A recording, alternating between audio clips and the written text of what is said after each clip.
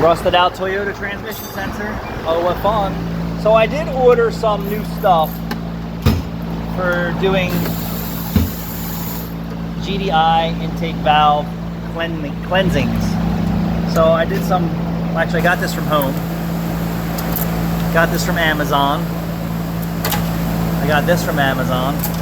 I got this from Amazon. And I was able to get this from Amazon. But then I also got this from Amazon too. It's not really exactly what I'm looking for scraping carbon.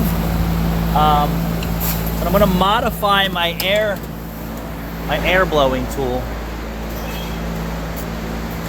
This is what I use. It's pretty old and beat up.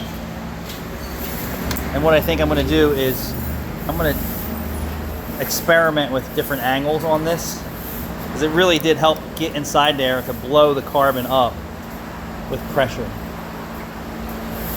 So this is pretty old too. I don't know where I purchased this from, but it's been around for a while. Tools. Actually, I was thinking about a high pressure water pick too, like a dentist tool. You